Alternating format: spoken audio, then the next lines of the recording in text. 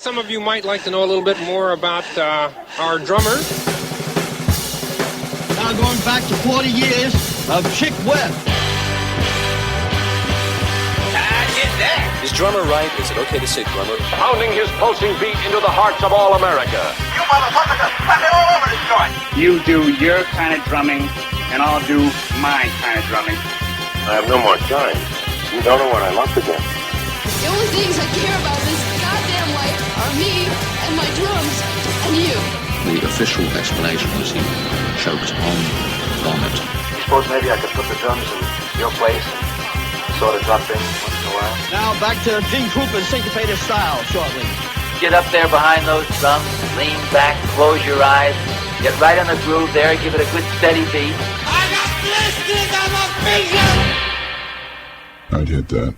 I'm in Los Angeles with James Gadson. James, thank you very much for having me over today. Oh, thank you for coming. We're in James's studio, I guess. Is it a couple of studios, or is this just one studio? And Just one studio. I just got the, a lot of people have the MIDI things where they just have the little room. I got because I'm a drummer, so I need, some space. And I do sessions. I can do a rhythm session in here. Rhythm section session, four or five pieces in here, and I've done horns, and they sound good. I wouldn't do strings. The roof is too small. Yeah. But it's too low. But I get a good sound. I have the Quad 8 console, which I bought from Smokey Robinson in Motown. It sounds wonderful, and I let the stuff hit the console before it hits the Pro Tools, so it gives me a warmer sound. I also have a 3M 16 track machine in there too, so you're ready to go. Yeah, I'm pretty cool. Is this what's going on for you mostly these days? Do you get stuff just sent to you and you can just work right here? Yeah, sometimes I do stuff like that. A lot of people like to do that. It's all right with me if to a degree, because a lot of time, I've never had the problem, but what happened was a guy called me one time and he wanted me to do this for him, and he didn't know what he would really wanted.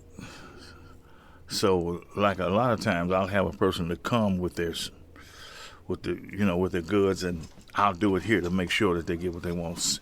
Very seldom I'll do something where somebody would send me something, unless they specifically knew what they wanted. Because a lot of times, a person would say, "Well, that ain't what I meant." I don't. That's not good, because then you're thinking in a lot of different ways. If somebody sends you something and that wasn't what it was, then because I take this very serious. And I love to play, and I love to give people what they want. You can't please everybody, but I love to try to please as many people as I can.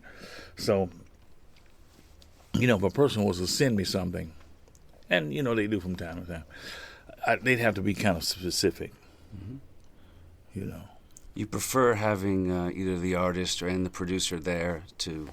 Yeah, a lot of times they're here. Most of the time they come here, when I'm not in the other studios. But, I get, everybody to their own thing. Some people like that, it's all right. But, I would prefer a person being, present. Yeah. Yeah. There's a lot of talk out there about the studio scene being very different than it was and all that. Very true. Does James Gadson feel that, though? I know you're still busy.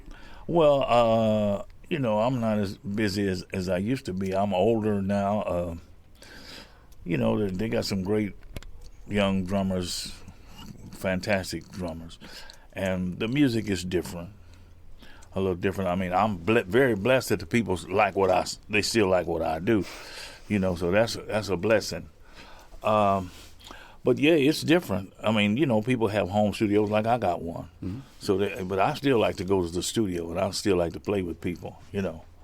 I just did something a couple of days ago, Rick Rubin and some other people, and we played together. And I thought I was going to have to come in and overdub, and I found out that we were going to play together, and it was great. You know, to get I still like to play commingle with people. Yeah. You know, but you know, it's all relevant. I mean, I can do it anyway, whatever way I want. But the music is different to a degree. I don't feel it as much as a lot of other people would, I guess. You know, because the drum machine, that's the one that kind of did a thing. I mean, they took the Linn drum, the 2.1 Linn drum, they copied from me. I found that out, you know. I was talking about that. Yeah. That took a lot of my work, and I didn't know what was going on. People would tell me, say, "Hey, did a date, man. I came in and did a date last week. What you playing?" And I knew I wasn't on these dates. So I mean, they almost had it down to a T. Certain BPM, you know, different tempos. It couldn't do what I did, but they got it down pretty good, you know. And the sound, what I found out that I was working for a gentleman by the name of Freddie Perrin, who was a great producer. I mean, we made a lot of hit records together. He was great, you know. He was a nice man and everything, but some kind of way, that's where they got the sound from. I found out, and I was wondering how. I mean, even the toms, they had it down on the 2.1 Linn. They had this down, you know. So the first time you heard the Linn, you were like, "That's me." You heard it. Well, after I got one, I didn't think that they Herb Alpert. I was doing a session one day over at A&M, and Herb Alpert said, "Hey man, come take a look at this thing." Say, "Man, you got to learn how to do this. It's a whole new career thing." I said, "Man, I don't think that's going to come into, you know," but it did. You know, and he was trying to tell me something, I guess. But I finally broke down and bought one. And when I got, you know, I started jacking up with it and testing it and different things. And I found out they had my tom sounds down, the chips that I had in there. Because pretty soon they started making different chips and stuff. And they had me down, you know, pretty good. You know, it just didn't feel all the way like that. Doesn't have your feel. You know, but to a degree they had it, you know, certain things. So, you know, that's... Is it a compliment? Do you take it as a compliment at this point? Well, I couldn't take it as a compliment because I don't get paid for it. Yeah, so I couldn't take it as a compliment. And when I asked Roger Linn about it, he claimed he didn't know nothing about it. So I don't know if he did or not, but I know where it came from. Some people told me that were very reliable, that knew, you know. So that I didn't take as a compliment at all because, I mean, it took a lot of work from me. Mm-hmm, you know, so it wasn't, you know, that you know. So do you feel like it's been a thing over the years, you're saying, where there was a lot of work and then the Linn machine comes in and all that stuff, less work, now what's going on, less work? Well, the drum machines came in and it stopped a lot of drummers. You know, even the rock drummers. I mean, I've seen them programming it for the rock guys, you know. Because I was doing a lot of R&B. I didn't do a lot of rock, but I did some. And yes, that came in and it did certain things. I think they're trying to get back. I mean, then the sampling, because then they got you. They really got you then. I mean, I used to hear myself all day. Well, how do you feel about that? Well, I think it's unfair to the degree of this. The writers get the money. We don't get the money. They give us... You know, I mean, the union doesn't have the control over it. I mean, you might get $15 or something like that, you know. So, I think it's very unfair, you know. So the writers get it. Now, over in Europe or, you know, in the foreign countries, if a musician is on a record on the radio, he gets compensated for that. You know, they don't do us too swell here, you know. So that's the way no, it's not, you know, we should get that. I spoke to Mike Clark about that, and he said that Prince, he singled him out, actually gave him some money for a sample he used. He said it was the only guy. Has that ever happened with you? Has anyone ever come to you on their own and said, "Mr. Gadson"? No, nobody's never done that. No one's ever done that. No, but that's what's wonderful of Prince to do that. That's great. You know, it'd be nice because a lot of people use a lot of the samples that I did. You know. But again, it's not a compliment, really, for you. It's not. it's how would you say, a blessing and a curse or whatever you would say. You know, you would say it like that, you know. Yeah. You know, it's really, I mean, if they're using you, here they're using you, they're using your work, you know, and you're not getting compensated for it. So that's not, you know, I don't think any drummer cares, is happy about that, unless they were the writer, you know, so no. You know, and that's what they use most of the samples for, because, you know, the drums. So, you know, it's a blessing and a curse, you know, and, you know, so that's my thoughts on it. Now, in this room, you've got your Pearl. I was trying to see what series that is. It's called the El Presidente. Zenthal. Oh, that's the Zenthal Resonator. Yeah. Zenthal Resonator. Right. White finish. Right. That's Beautiful. 1990, maybe 1991. Beautiful. The Japanese gifted those drums from, you know, they sent them over on a boat, and they gifted me with these. I mean, the snare drums I got because I would go to Japan a lot of times, and they were nice enough to present me with these are great snare drums. I mean, ain't nobody got no. I got some other ones that, you know, they sound, nobody has those sounds. But I'm a DW man at the present time, and they sound good as well. I mean, over here I have the CNC drums that they gave me, which are fantastic. And it's, you know, and the guy from my hometown, so, you know, that makes it more better. They put the barbecue in it, you know, so that's great, you know. But this. Then I got a Gao drum, a Japanese snare. I mean, I have a lot of different. I try a lot of different, you know, things. So it's, you know, it's. Do you prefer that kind of that deader sound? Is that your go-to? The dead sound. Yeah. For the studio, yeah, I prefer it. Although, for me, you know, I do it, but I like to hear other people when they playing it, you know, other drummers when they play it open. It's just so that I played like that so long in the studio that I've got accustomed to that. So if it's, you know, it's be a little different now. Live, it's a different story. I have my drums when I'm playing live, especially when I'm doing, you know, if I'm doing a blues or rock gig, it's not as live as if I was doing a jazz gig. And I do some jazz gigs too, and they're more, you know, the drums are more open. They sing more, you know. So it's, you know, all in the way that they, you know, for what I'm doing, I guess. But I was in the studio so long, I didn't play no gigs. So I mean, it took me a while to get my ears back to where, you know, what was happening live. I mean, in fact, playing live, because it's a different thing. You can be more creative. I mean, so it was cool. Was that a plan, or was this all an accident, a happy accident that you had the career as a studio guy? I mean,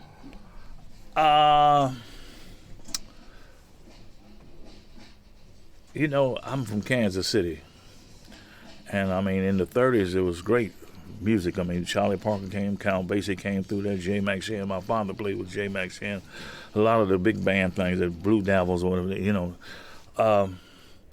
But when I was growing up, well, first of all, we had to play all the music. They played everything on the radio, polkas, everything. I mean, they had the jazz, they played it. So that was a good thing for me. But as far as the drumming thing is concerned, I wanted to be a doo-wop singer.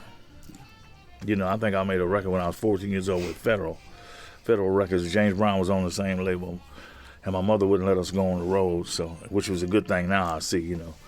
But I wanted to be a doo-wop singer. My father bought me a trumpet. He didn't want me to really be in the music business. He was a drummer, and he had a hard time because he had some other problems. But when I got out of the Air Force, I went in the Air Force, and I mean, I could play street beats and stuff. You know, they had the drum corps stuff in the high school, American Legion or something. Not to the degree that they have the drum corps now. It was nothing like that. But I got out of the Air Force. My brother had a band. I had no idea. I mean, I was in the Air Force for 4 years. He learned how to play guitar from the time, I didn't even know it. So he let me in the band, and I could play 3 or 4 cars on the piano, do the Little Richard thing, and I would stand up and dance, and I was a front man. And the drummer left. So when I got out of service, he had a band, and the bass player left and went with Jay McShann. So the drummer wanted to play bass. He could play bass, so he played bass. So I had to learn how to play the drums real quick, and because I couldn't play a set of drums. In band class when I was playing trumpet, I'd sit down and I couldn't do it. I just couldn't. I'd sit down and cats would laugh at me because I thought I could do it, but I couldn't. And so I got it halfway together. And my brother had a band called the Derbies, and we went on the road. We were pretty big in my hometown. We went down to we were traveling. And we were doing some dangerous stuff. We didn't know any better. This booking agent guy, promoter, he booked us as, now of all places, he would book us as Otis Redding and William Bell. We down south. It was dangerous. Sometimes we get run out of the club. People would be shooting up in the air because they was mad about that stuff. But for some reason, we got to Miami, Florida. I thought it was great down there because I got to see Count Basie as well as all, Sam and Dave and everybody. And I just stayed. They went back and I stayed. So they had a club there. I can't think of the name of it. But a guy named Dizzy Jones owned it. He and Little Willie John was supposed to be the owners. And the drummer, at that time it was segregated in Florida. Musicians worked, they had the Eden Rock and the Fountain Blue, and they had a place called the Peppermint Lounge out on the strip out there, whatever it was, and you could work out there. And so the drummer would get these gigs, and I'd get to sub for him, And people came in one night, the Midnighters, Hank Ballard and the Midnighters. I don't know if you ever heard of them or not, but he was the original guy that did the twists. And so I took the gig, and we went to Nassau, and that's how I learned how to do the shuffle and stuff with them, because they think it was shuffle stuff. I didn't even have a hi-hat at that time. I had one tom, a bass drum, and I think I had one cymbal. But I could, it was cool for what they want, because they wanted to feel it. They didn't want nobody showing off, so it was cool. So I learned that, and I learned how to play a lot of straight ahead because the guys would rehearse. Coltrane was really big during those times, and all day they'd be playing Chasing the Train or Spiritual or some other stuff, and we'd get to play some of that stuff before the Midnighters came on, so that was good, but I got tired of that because we were traveling a station wagon. That's what they call the Chitlin Circuit. It was really the Chitlin Circuit because I remember one time we were out here in Los Angeles, and I still lived in Kansas City at the time, but I was with the Midnighters. We had to go to Little Rock, Arkansas, and be there tomorrow night. We made it. It was, these guys would be driving as fast as they could drive, and they called me the Cobra because I wouldn't sleep. I was scared. They driving so fast. But we made it. So I got tired of doing that stuff. We would be, big jumps in the station wagon. Station wagon might turn over sometime in the winter. You all out there all night until they come and turn you back over in the snow or something. You'd be in the snow. But so I went back home and I rejoined my brother for a minute, and I just got kind of bored or something. And it was a guy that used to work with my father. He was a mailman, and he played guitar. So I worked with him. It was as a duo, and I learned how to play the standards. I learned all these standards that he had. That he had this book, and we would do these standards in the club. And I got tired of that, and I went back and played with my brother for a minute. And all of a sudden, here comes a Hammond organ that was in. And I love that. So I was fortunate enough to work at this nightclub. The guy, he's a big barbecue man now in Kansas City, Big Gadson Barbecue. He had a nightclub, and it was the biggest black club in Kansas City at that time. It was called OG's, and I played with a lot of the organ trios that came through there. Mac Duff would come through there, Jimmy Smith, I mean, you were Jimmy just the house McGriff. drummer, and everyone who came through Well, played with you. To a degree, yeah. I mean, a lot of times they brought their own people, you know, but I get to play with them sometimes. But I'd get to see them. This was great. You know, Jack McDuff was, I mean, this is when George Benson was playing with him in Red Holloway. I mean, it was off the hook. You know, you get to see all these different things. And so I'm playing with the organ trio. There was a guy, Frank Edwards was the one that I played with. Frank Edwards and a guy named Jeep Gridiron who played guitar. They were the ones that, you know, I got that together. And some friends of mine who I knew, we'd sung in high school, they kept singing. They were on the Dean Martin show out here, and I thought they had made the big times. Come on out. I came out, and I like to starve to death. You know, it was really rough for about 5 years. And no work at all. Huh? Well, I started getting, after a while, I mean, it was a guy from my hometown. After I'd been here for about a year, he worked the dinner clubs. They still had the dinner clubs here, Chuck Rowan. And we'd sing the Four Freshmen stuff and all that, and we'd do that, and that was pretty cool. And I got to where I wanted to do some other things. I mean, the first gig I got, though, was a gig on the east side, and it paid $17, and it was from 6 in the morning to 2 in the afternoon. And it was one of them gigs where the tempos would be up here because all the horn players would play solos as long as they want to. You know, I was glad to get it because I didn't have nothing, you know. So I mean, it was that, and you know, they had some places outside of Los Angeles. You'd think that it wasn't Mississippi, but it was kind of rough.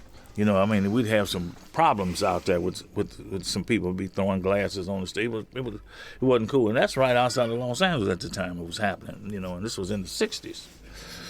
So I met this John Boudreaux, who was a famous drummer in New Orleans. He played on a lot of the stuff, you know, Something You Got and a lot of this different things. I had met him previously when I came out here. I was playing with the organ trios.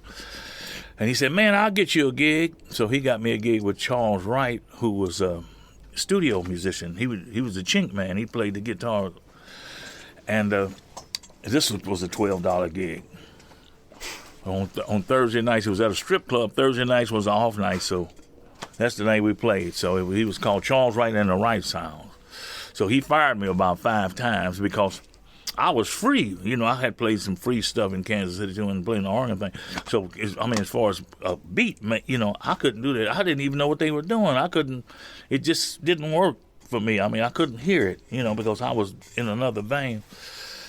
And finally, I guess he said, well, hey, you want the gig? Don't play nothing but fours. Don't play no fills or nothing. I said, okay. And so I started hearing rhythms, and the 16th notes came in because this playing fours, it just seemed like that I said, man, I can't get a pocket. I mean, later on I learned how to do, but I just couldn't, you know, subject myself to be that calm, you know. And so I started, you know, dealing with the 16th notes and stuff, and I started coming in, you know, doing my own rhythms, and that was a blessing because it enabled me to, you know, create what I would do, you know, and so that's how that came about. And then I started, I was able to, when I played with Motown, I was able to play their rhythms. They had a boom, chicka, ba, boom, boom. They had certain feels that they wanted you to do. You know, they had these certain feels and play these fours, you know. But they wanted my stuff too. After a while, it started changing. Freddie Perrin, that's where I met him. And the first record I did with him was after Smokey left the Miracles. It was called "Do It, Baby," which was a gold record. And I played the 16 notes, you know. And so that started to change my career. They started liking me at Motown, and then Dancing Machine with Jackson 5.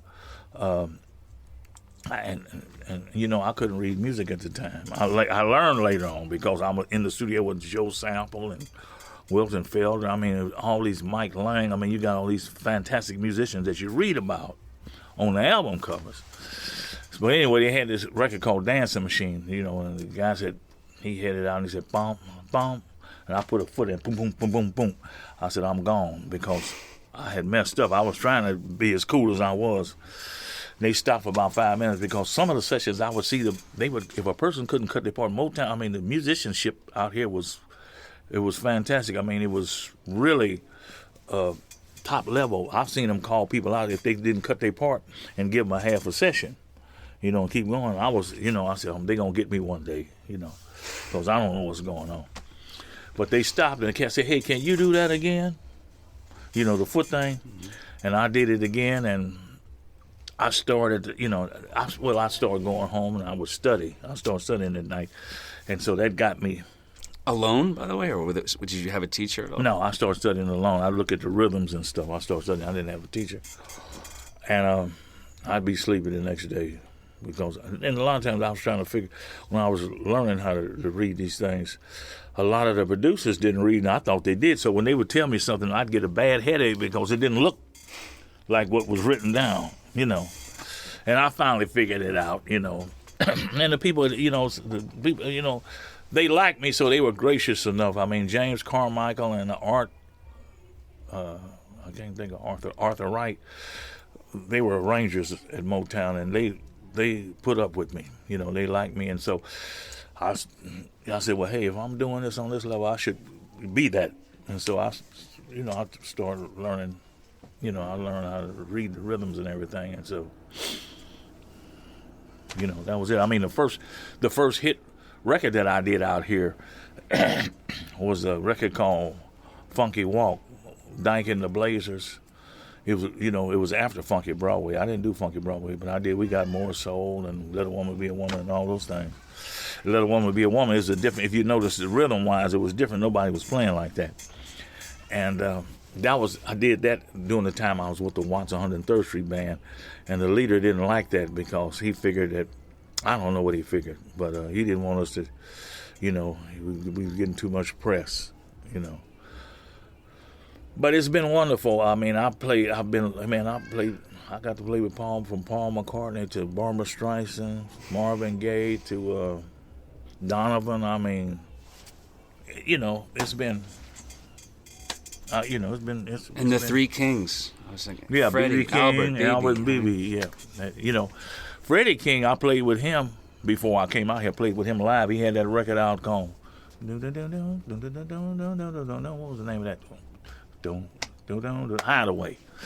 Hideaway.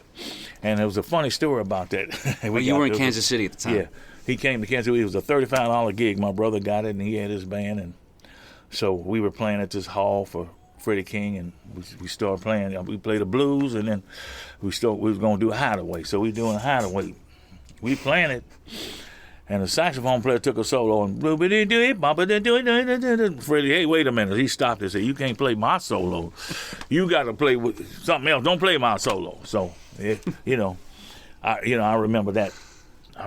Then I did some recording with him. BB was wonderful. Albert, I got to do Albert King. So I got to play with the three. Yeah, it was great.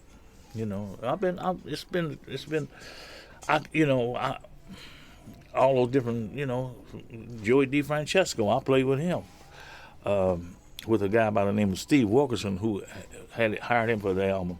But I had played organ trio, so it was great for me to get to do that again. It had been 20, 25 or 30 years, but it's been a blessing. I mean, I played with so many different people, and so that, I can't really, it's been a blessing. I had no idea. I mean, it was so rough when I came out here, and I had a few jobs, and I said, well, it'd be great if I would just heard myself on the radio. Then that would be cool. Careful what you wish for. It probably would have been a little different had I known somebody, and in my career might have went another way. I might have been singing, and that might not have worked to a degree. I mean, although I did have some hit records singing, with the Watts 103rd Street Rhythm Band. And you had your own record deal, didn't you? You had your own album out, and was it 68? I don't remember what it was, but it was a song called Loveland that I did with the Watts 103rd Street Rhythm Band that I was one of the writers on, and we got into a big thing about that, and I left the group, and I recorded a record called Got to Find My Baby, which was a hit record. It went all down to the South and was #1 here. And he went over to Warner Brothers and had them to pull it off. That's what he told me, you know. And some guys was out there working it. Some guys was out there being James Gadson. I met a couple of them that worked the record, you know, as me. So it's been, you know, it's been quite a, what can you say, you know, quite a thing. I'm writing a book about all this too, you know. Perfect. Because there's a lot of things that happen too, a lot of other things I don't want to talk about right now, but, you know. But, you know, to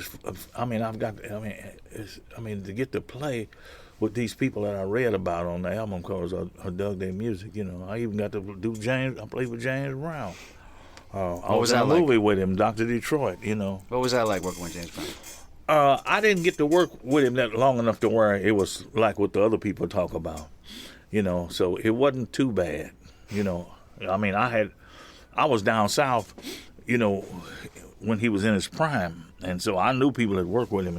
It wasn't too. You know, he was very strict and stern, and you know, before he would find people, he would jump on them. I mean, you know, he was a boxer. He wanted to fight, so I knew that wouldn't have been cool. I mean, of course, I was into another thing by then, but I did work with Otis Redding live. You know, when I was in Atlanta, Georgia. He was a very nice person. We didn't have our shit together, and he was cool about it, you know. So, you know, he was a real nice cat. You know, real cool. And then, you know, we were masquerading as Otis Redding in different places. That was you talking about getting thrown out of them towns and people mad. That was pretty rough, you know. And the promoters, you know, they wouldn't pay us. The promoter guy wouldn't pay us half the time, so we was halfway starving. It was, you know, a lot of people went through that, I think, in the era that I came out of before. So I guess that's what they call paying your dues. I don't know. But I didn't know what a studio musician was when I got out here. You asked me that about 20 minutes ago. Because I thought everybody that came through Kansas City played on the records. You know, we tried to make the records sound the way that they sounded out here, but we couldn't, you know. And I found out that they had, you know, the first time I went to the studio was with the guys that had me that told me to come out to California. Man, it scared me to death because I had never heard nothing in the big speakers like that. So everything sounded like a hit record, you know, because we couldn't get that sound. And Charles Wright was a studio musician, and you know, he would, you know, besides him having a band, he'd do a lot of sessions and stuff. And I started doing what they call scab dates. You know, I'm learning. I think the first 12 was awful because I hadn't gotten it together. I started getting it together, and I saw Hal Davis was a famous producer at Motown. He said, "Man, I'm gonna be calling you. You know, I heard about you. He'd be going around town checking out talent." And I was a producer before I started playing in the studios. I produced some records for Stax and some other people through a guy by the name of Forrest Hamilton, who was a manager of the Watts 130 Rhythm Band at that time. And I got to produce some people. You know, it didn't come out that great, but I heard them overseas when I was traveling. I traveled with Eddie Harris, the famous jazz musician, in the I guess it was the last part of the 80s, first of the 90s or something. And I heard some of those records over there, you know, that I did. So I guess they did make some money off of them. I didn't know nothing about it. But you know, it's been you know, I got in. There was a guy by the name of Ben Barrett who was a contractor. He was a big contractor. And he saw me one day coming out of the record plant. That was a famous studio that they had. Is no longer there where it was at on La Cienega. James Gadson, man, we've been looking for you for 2 years over the Motown. Can you read music? I said, yeah, I was lying like a dog. You know. But I took the chance. And you know, eventually it paid off. So. Can we get into that just a little bit? Like when you say, "Yeah, I can read music," and you show up and you can't, like what happens there? I mean, well, I didn't have. See, the thing about it, I didn't have no idea that they were reading music. Right. You know, I mean, and Motown was very. It wasn't like it was in Detroit. They wrote out the open and close hi hats. They wrote out things for every tom. They wrote everything out. Note for note. Yeah, very seldom did you got played on a rhythm chart. You know, these guys wrote everything out. So they don't want your ideas. They want you to play what's well, on the page. the producers and the arrangers they knew what they wanted to do. They had formula down. You know, they knew, and it was cool. I mean, it worked out great. You know. But was it a case of the first day showing up and then saying, I can't really read this? Well, I don't see why they kept calling me, because whatever I did the first day, and I'm thinking it's cool, and it wasn't happening. You know, God was with me, and the first, man, I don't know how many sessions, it wasn't that cool, but what I found out was I had sang on this record called Love Land. It was a big, the gold record. It was number 2 pop, I think. And the producers knew this. So they would say, hey, man, we don't, they would call me on a session and say, we really don't want you. Hi. Papa. Yeah. Can I have $10? I ain't got it. Okay. They would call me and say, we really want to produce you as a singer. But I had been through such a horrific thing with the Once 103rd Street Rhythm Band, I didn't even want to sing. Because I thought my whole world at the end of the day, I was one of the writers on this Love Land, and they took that. I thought it was over for me. I didn't know. I didn't have nobody helping me. We'd had managers, and there was a couple of ladies who wanted to manage me, and they wanted to do something else besides management. And I didn't want to hear that because I wanted to be a star. So it was just out. And they would say, well, hey, we want to produce you, and I didn't want to do that. But doing that, but I'm while they're saying it, I'm getting my craft together at the same time. So I got that together, and I really feel bad. I mean, now that I think about it, it was a dumb move. I should have had them to produce me. It would have been better, for me, because I am a singer too. I think that would have, that was a bad decision I think I made. Although I was blessed to do all these sessions, and they would say, well, hey man, you know how it's supposed to feel because you're a singer. That helped me too in playing a lot of these tracks. I mean, they would have the stuff written down, but to make it feel a certain way. You know what I'm saying? Mm-hmm. So that was, that was a plus for me. So it was. But you never had a lesson, you're saying? Drums? Yeah, you never formally studied. No. I mean, guys in Kansas City would show me paradiddle and stuff. Then I'd get a book. Cat said he'd show me. He said, play. I remember that. They was. But I mean, as far as sitting down and no, I had a drum and bugle corps. The guy, Lee, the last name was Lee. I can't remember his first name.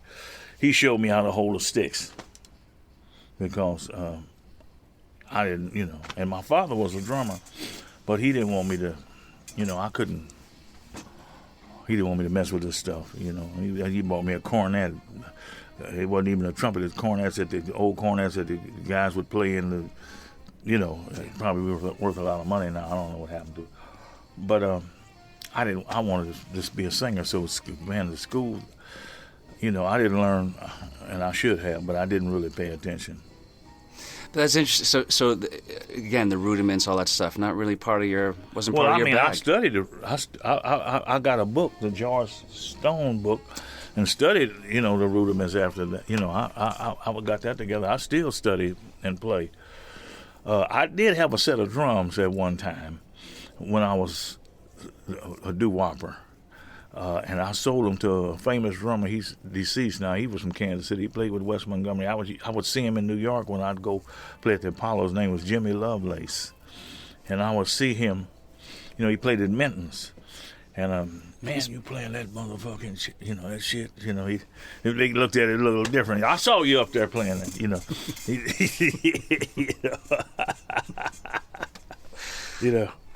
So, I sold him a set of drums for $7, some people had given me. But you know, it's been a blessing. It really has. I mean, it's paid off more so than what I would have dreamed of. You know, and I didn't dream. You know, I wanted to be a singer. You know, that was my whole thing. Yeah. You know. But it did, as you also were saying, you didn't really want to tour. No, because I had, you know, when you own these starvation tours, these chitlin circuit tours, I mean, man, I didn't want to do that at all. And then at one time I was scared to fly. When I got with Bill Withers, they'd laugh at me. I mean, I'd hold the seats when the plane took off, and you know. And when I was with the Watts band, I think somebody gave me a cookie that was laced with marijuana, and I like to freak out on the plane, you know. So, you know, I just, you know, I love this, you know, the studio. Of course, after now, you know, I would love, you know, tour. You know, I don't tour like people tour traveling bands, but I go places. I go to Australia, Europe sometimes, and play in Japan. You know, I just came back from Japan last November.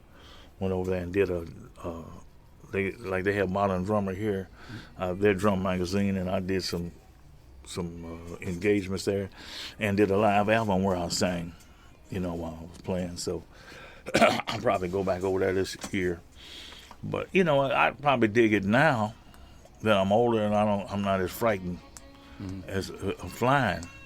You know, but I mean, I was this country boy. It was just out. Yeah. Were there tours you got offered that you had to turn down that just really hurt, but because you had work here, like some guy called you and said, "Can you do the road?" and you couldn't do it, but... What I hear about people say, man, what you gonna say, you'd like to have you to tour? I said, man, I don't want to tour. But I was so busy here doing, you know, the sessions that I didn't, you know, it would probably have benefited me in a way of speaking, but I think it was so, I'm trying to think of the word. Well, if you left town on a tour, you come back, you might not get to do no sessions. Somebody would, you know,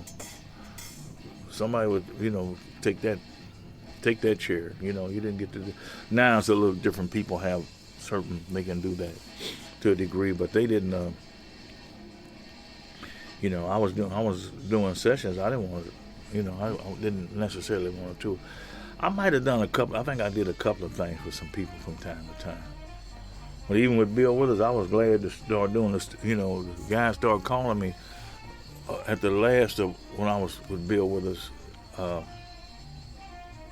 and I think Bill kind of wanted to make a change, and so Ben Barry would call me to do these sessions. I said, man, he said, man, you can do these. You got a whole career ahead of you. So I started to, you know, I liked it. I guess my feel was what got me in because I wasn't reading at that time. You know, so that I guess they could paste it together, whatever I did. You know, they didn't have they cut the tape, I guess, or whatever. But you know, I don't know if I want to do it now. Of course, people are not touring like that, like they were. I mean, almost. You know, I guess it would be all right for a short tour. If I was, you know, I could probably dig that. It would be fun to play with some musicians of that caliber because they got some great musicians out there too, and some great artists. That would be fun, you know, because I do the work. You know, I play. I like to play, and I some gigs and stuff I play here, and it's all right, you know. But it's not like that, you know. So yeah, I guess it would be fun, you know. But if I do, cool. If I don't, you know, at this stage of the game. Yeah. You know, I mean, I love to play long as I get to play. I stopped playing. The drum machines really stopped me from playing for a couple of years because they quit calling me. They quit calling me for about 5 or 6 years. You serious? Yeah. Well, what were you doing? Just live work? I wasn't doing nothing. I'd go to the nightclubs and listen to the music. I figured that I hadn't made up my mind to do anything else. You know, I just was out there. I didn't touch the drum. Are you for real? 5, 6 years? No drums? No, I didn't touch a drum. I didn't get no. They quit calling me, you know. And a guy I talked to this morning, he's a harmonica player and a saxophone player, Stanley Barons. He's from New York. He talked me into playing a gig, and I loved it. You know, when I started playing again. And then I started playing with another guy named Roy Gaines, and it was kind of out because he was, well, I don't want to talk about nobody. But, you know, I started playing again, started playing the gigs, and then I started, for some reason, they started calling me for the sessions again, I guess, which is a good thing. The work that I did, I guess the younger guys like the rhythms and stuff. You know, and I've done quite a bit of work with Beck, and, you know, quite a few other ones, you know, and, you know, Beck is great. He might, you know, he's very creative. No telling what he might do. You got to work with him one-on-one, as you were saying. Oh, yeah. A long time, right? All the time, yeah. He's very, he's very creative, very creative. But he lets you do your thing? Well, yeah, to a degree. Yeah. I mean, but he knows what he wants at certain times, you know, so, you know, you can bring a certain element of what you do to a degree in there, you know, so it's cool. Or people, I tell you what happens is, the way I play, a lot of people have a misconception of how they want a rhythm to be, and I have to figure that out. You know, because a lot of times they say, well, hey, man, I figured you playing it like this. You know, that's not what you hear. No, it's not what I did. But, you know, it's all good because, I mean, I give them that, you know, and I'm able to play it to where it's levels out and it feels good. Yeah. You know? I was curious, when you were starting off in this session scene, when you were getting some work, the work was starting to come in, who were some of the guys you looked at that you thought, man, I wish I could get the calls he gets. I wish I could get like. Well, I mean, I never did think that. You know, I mean, I was glad to get what I got. But you had Paul Humphreys, who was a great drummer. You had Earl Palmer, who was fantastically great. Did you get to meet Earl Palmer? Yeah, I got to meet Earl Palmer. We hung out together. Me, him, and Paul. We did some things for Mochilla. It's an organization that they do documentaries and stuff. I got to hang out and talk with those guys. Paul and I went to Brazil together and played with some Brazilian musicians, drummers and percussion players. I mean, it was great. We played for about 2 hours straight. My socks was wet, and we played so long, you know. But I got to meet those guys. They were the guys when I came in. You know, I think this is before. I think Harvey Mason was just coming in because he was doing a lot of percussion.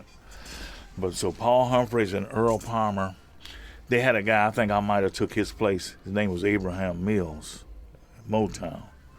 He did a lot of things that I knew. I mean, you know, that I knew about. But those were the two guys that you heard about. Did Earl Palmer ever impart any advice to you about working in the studio? Well, you know, I never asked him. I just always looked up to him. He was very nice. I'm sure that he would have told me anything. When I did Use Me, he loved that, though, because he said that reminded him of some country stuff from where he was from, New Orleans. Man, that's he loved that. He said, man, I love that, you know. So that made me feel great because this man was, he played everything well, you know, and you know, it was good. I mean, they were great drummers. Paul Humphreys played great R&B. He said, man, I listened to you for the funk, but I listened to him. I remember going to a studio one time when I came out here, and Paul Humphreys was doing a session, and he said, hey man, come over here a minute. This is, for some reason, I don't know why he was so nice to me. And his stuff was written out. I couldn't read then, but I could understand from what he was doing, the way it looked. He said, that's about all I do. I don't know what made him give me that information and advice, but it worked. You know, I mean, he was the first one. He said, hey, man, this is what I'm doing. I do this. You know, he said, and that's about all what it is, you know. It was a studio called Venture Studios. I think it was a guy by the name of Mickey Stevenson had been to Motown, and he had come out here and he had got in the studio, the production company, and that was somebody took me up there one night, walked in there, and they was cutting a session, and Paul said, "Hey man, come here for a minute," and he was so kind to do that. You know, Hal Blaine was another one. He was beautiful. Hal Blaine, I was playing with the 103rd Street Rhythm Band, and it's a song called 65 Bars and a Taste of Soul, where I played about, quite a bit of tom-tom work and he knew, for some reason or another, he knew my drums was ragged. He left his drums in there for me to play the session. And I had never seen, all these drums. Cats said, "Man, you got to play these tonight." And so I played them. You know, I had to figure it out, but I played them. You know, so he was. You know, people have been really. There have been some people that wasn't cool at all. You know, we ain't gonna talk about that. But was it just because they were afraid you're taking work out of their hands? No, they knew I wouldn't. The people that wasn't cool weren't drummers. This was some. You know. Gotcha. No, I never had that I know of. I had so much work when I was doing all that work that I would call people and give them work. You know, and I would make sure they got it because I wouldn't show up. And they would take him, a guy from my hometown, Melvin Webb. That's how he got into business, was I did that a couple of times. And they liked him, so they kept him, and he started doing, if he hadn't passed away, he'd have probably took my place, you know. But I called everybody, you know, and, "Hey, man, can you cover this or you can do this?" How booked were you at the point where it was craziest? Were we talking weeks in advance, months in advance? Yeah, weeks, months. Yeah. Every day. You knew. They would give you the stuff, what you had, you know, hit Monday, Tuesday, Wednesday, Thursday, Friday. I did 3 sessions a day for years. And sometimes, I was working so much that, man, I didn't want to work on Saturdays, and sometimes we had to work on Saturdays, you know, and they would start the date at 9 o'clock on Saturdays because they didn't want to pay the extra time, because Saturdays was a different day, 9 to 12. If it went over to 1, that's when the union was stronger, then they had to pay, I forget what it was called. Like double time or something? Yeah, double time. And then if you worked on Sundays, and I've worked on Sundays, they call that golden time. That's 4 times, you know, what they'd have to pay. You know, but I've done some of those, you know. And I've done some sessions started at 4:30 in the morning. Wow. You know, because the people wanted to get in the studios. That was the only time that we had to get in there, you know. So it's been, you know. And you always had cartage? I didn't have cartage at first because Ben Barrett, he didn't tell me, because I guess because he handled the budget, so that money was going in his pocket. He didn't tell me. I said, "Man, you ain't got to do that, man. They got a cartage service," because I'd be, you know, rushing my drums and stuff in the setup. I said, "Man," they laugh at me, "Man, you ain't got to do that." So then, you know, I had the cartage service. I got a cartage service, but I didn't know he wasn't gonna tell me. Mm-hmm. You know, I had to ask him for, you know, I said, "Man, I got to have double scale," after I think it was a year or two. He didn't argue, but he gave it to me, but he wouldn't have. He didn't do that for everybody. Mm-hmm. You know, there were some great musicians that he just didn't give them. You know, it was, I ain't gonna call him, but it was one guy who was a famous bass player, and we did some great work together, and some great records, and they paid him scale, and he went to the union, and it didn't do no good. Mm-hmm. You know, it didn't do any good, and he definitely deserved it. They've had triple scale. I never did. A couple of times I got triple scale. I never charged that, but a lot of people would charge that triple scale. Some friends of mine did that. I think they charged their way out of the business too. You know, and then they had guys that would do stuff. They show up and say, "Well, hey, you know what? I can't do the session unless I get a point." I thought that was pretty cheesy. I would never do that. They started having these managers, and next thing you know, they weren't doing sessions. You know, if you're gonna do something like that, have the people to, talk to them. If they want to give you something, then it's cool. Freddie Perrin was very. He was going to negotiate, because we had done a lot. I've done several hits with him, and he was going to give us something. But the guy that we had that's going there and speak for us asked for all the publishing, which didn't make sense because we didn't write none of the stuff. So that was We talk about that today. But you know, I would never, you know, because I'm a drummer at first. They called me as a drummer. They didn't call me as a producer. So, you know, you got to look at it, you know, like that. I mean, if you're on a date and you feel that you have to add something to that degree, then you should stop and discuss that with, you know. Now, I've had certain things that happened to me that wasn't fair. It's a famous artist that's out there now that I went to New York and recorded with him. And we made up some stuff playing. He saw me playing a rhythm one night, and he said, "Man, can I record that? Mr. Gadson, can I record that?" I said, "Yeah." And he was crazy about the rhythm, and I was supposed to get a piece of that. But he had his attorneys to send me a letter stating that you don't get nothing, you know. So, you know, that was kind of heartbreaking because he's a big artist, and when that comes out, it's going to sell a lot of records. You didn't get paid at all. I got the recession money, but I didn't get some of the writer stuff. You know, like some of the, you know, I mean, I had one of the guys that handled all the rappers publishing. I guess they handled most of the publishing. He wanted me to do some sessions one time, and I said, well, hey, if I go in and if I make up something, I would like to be compensated for that. And they stopped calling me because they didn't want to deal with it like that, you know. But they can do that with each other, you know, like a guy to come in with a drum machine and he'd get half the writing. I wasn't asking for half the writing, but, you know, if I come in, if you want me to create something, then and especially with the drums for what they do, then you should get compensated or something. So, you know how that goes. Yeah. But I remember this last one because the bass player, we was on the gig, famous bass player too. You know, they said, yes, you got to sign it so you can get paid. New York, so you can catch me. You ain't been signing this. I didn't know. The bass player, I'll sign it later on. I didn't have no idea. Yeah, I guess they did the New York slick on me, as they call, you know. But I'll call the names in my book, you know. Mm-hmm. But, you know, things like that is hurting, kind of is a hurting thing. And some other people that I did work with prior to, I mean, when I was doing a lot of stuff, I should have gotten some writers for it, not asked for it, and they would tell me, you know, hey, man, that wasn't, you know, I ain't going to mention them because it's in my book. But, man, I can't, you know, different, you know, we make a contribution like that. And some people give them, you know, you got some people that are nice enough to do it because certain records people would ask me, say, man, I know you got a taste of that.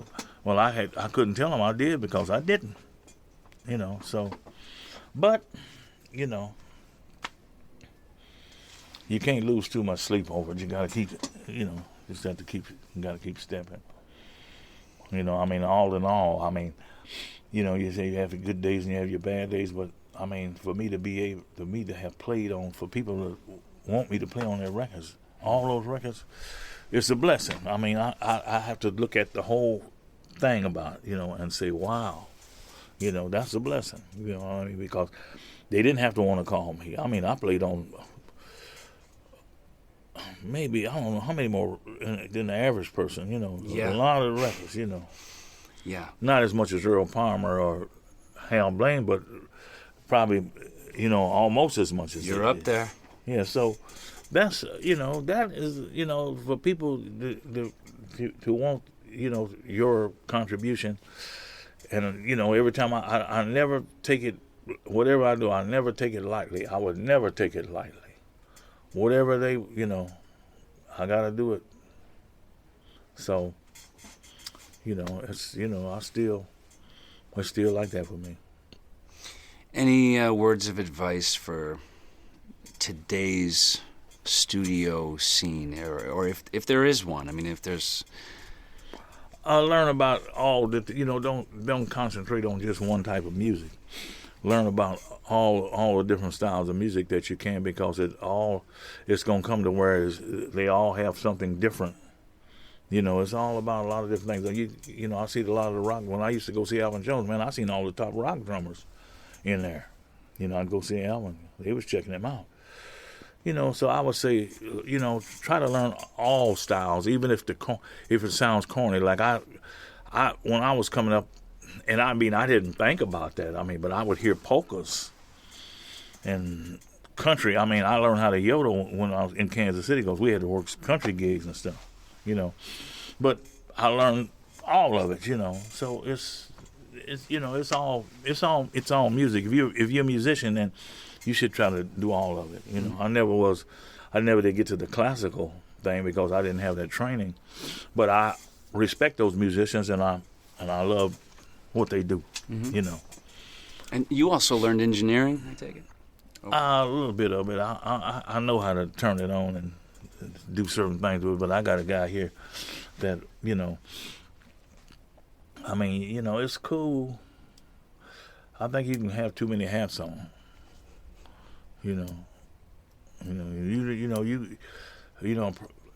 Engineers, the engineers that I met that are famous engineers, they hear different than what you hear. You know, they hear other things that you don't hear. They hear different. So I respect engineering. I mean, I know how to do it to a degree, but I respect what they do because, I mean, it's another thing. What they're listening for, you have no idea because you're not an engineer. I mean, you know, they into a whole other thing. So I respect the engineers. James, I want to thank you for your time, man. I know you're a busy guy, and I know I'm going to let you get back to your life. I appreciate you having me here and doing this. Okay. Thank you, James. No problem. I did that. What? Do it.